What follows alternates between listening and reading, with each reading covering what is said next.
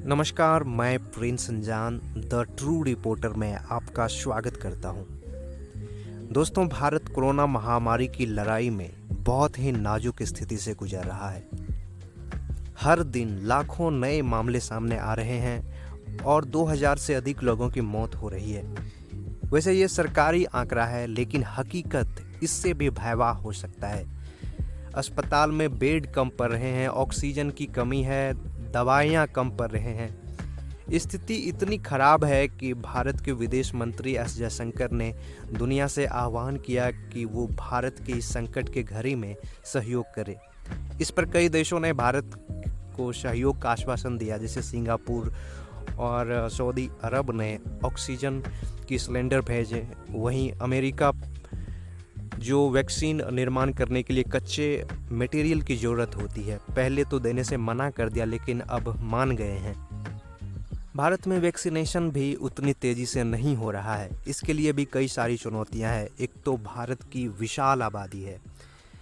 वैसे भारत में अभी तक दुनिया भर में सबसे अधिक लोगों को वैक्सीन लगाया जा चुका है।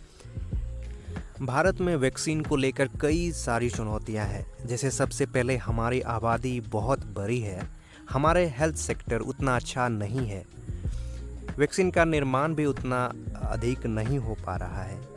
लेकिन एक और समस्या है, वह है वैक्सीन हेजिटेंसी का। आइए जानते हैं वैक्सीन हेजिटेंसी क्या होता है। दोस्तों, वैक्सीन हेजिटेंसी का मतलब होता है लोगों में वैक्सीन के प्रति हेजिटेशन, यानी लोग वैक्सीन को संदेहपूर्ण निगाह से देखते हैं। और इसके कई कारण हो सकते हैं, जैसे मिस इन्फॉर्मेशन।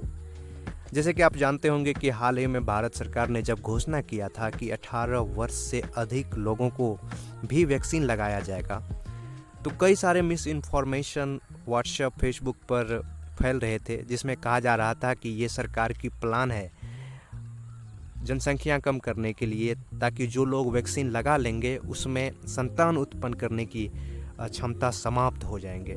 ऐसे बहुत सारे फेक न्यूज़ शायद आप भी पढ़े होंगे। वैक्सीन को लेकर और सारे फेक न्यूज़ है, जैसे इसे लगाने के बाद जो लोग संक्रमित नहीं भी थे वे भी संक्रमित हो गए या लोगों की मौत हो गई। वैक्सीन हेजिटेंसी का एक धार्मिक कारण भी होता है।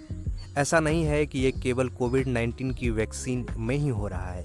इससे पहले भी जब किसी तरह की वैक्सीन लोगों को लगाया जाता था, तो उसमें धार्मिक कारण से वैक्सीन हेजिटेंसी काफ़ी अधिक होता था। पाकिस्तान और अफ़गानिस्तान के कुछ प्रांतों में अभी भी पोलियो का वैक्सीन बच्चों को नहीं लगाने दिया जाता है, क्योंकि वहाँ माना जाता है कि ऐसा करने से बच्चों में संतान उत्पन्न करने की क्षमता समाप्त हो जाती है। अब कोविड-19 वैक्सीन को लेकर भी बहुत सारे धार्मिक नेताओं ने ऐसे ऐसे बयान दिए हैं, जिसके कारण लोगों में इसके प्रति संदेह उत्पन्न हुए हैं। भारत में ऐसा न्यूज़ फैलाया जा रहा है कि यह हमारे धर्म यानी हिंदू धर्म को खराब करने की एक साजिश हो सकता है। वैक्सीन में गाय की ब्लड हो सकते हैं। तो वैक्सीन हेजिटेंसी में धार्मिक कारण भी महत्वपूर्ण होता है। और बहुत सारे ऐसे रिसर्च पब्लिश हुए हैं जिसमें कहा गया है कि धार्मिक नेताएं वैक्सीन हेजिटेंसी को बहुत कम कर सकते हैं, क्योंकि धार्मिक नेताओं द्वारा दिया हुआ बयान शायद लोगों पर ज़्यादा असर होता है। वैक्सीन हेजिटेंसी में एक राजनीतिक कारण भी देखने को मिलता है। जैसे जब अमेरिका में चुनाव हो रहा था राष्ट्रपति का, तो डोनाल्ड ट्रंप मास्क नहीं लगाते थे, वहीं जो बाइडन मास्क लगाते थे। तो लोगों को ऐसा लग रहा था कि जो लोग मास्क लगाते हैं वो बाइडन की सपोर्टर हैं, और जो लोग मास्क नहीं लगाते हैं वो डोनाल्ड ट्रंप की सपोर्टर है।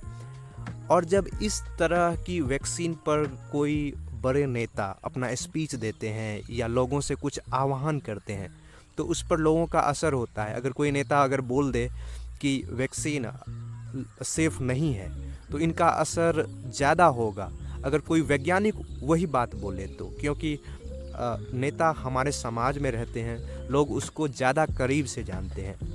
इसलिए धार्मिक नेता के साथ साथ राजनीतिक लोग भी वैक्सीन हेजिटेंसी को फैला सकते हैं। दोस्तों, कोई भी वैक्सीन जिसे स्वास्थ्य संगठन या WHO ने अप्रूवल दे दिया है, वो हद तक सेफ़ है।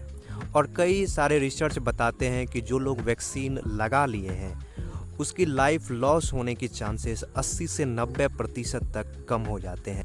अगर आप भी वैक्सीन लगाने के योग्य हैं तो आप ज़रूर वैक्सीन लगाइए और मानक संस्थान से लगाइए, जैसे हमारे सरकारी हॉस्पिटल है या जिसे सरकार ने जिस हॉस्पिटल को मंजूरी दे दिया है वहाँ से लगाइए। ब्लैक से वैक्सीन मत लगाइए, क्योंकि ऐसा न्यूज़ आ रहा है कि ब्लैक से भी बहुत सारे लोग वैक्सीन लगाते हैं। ये पता नहीं कितना सेफ़ है, तो आप ऐसा मत कीजिए। तो दोस्तों, आप जान लिए इस वीडियो में वैक्सीन हेजिटेंसी क्या होता है। वैक्सीन हेजिटेंसी मूलतः हमारे अज्ञान के कारण होता है, जानकारी के अभाव के कारण होता है। तो इस वीडियो में इतना ही। धन्यवाद।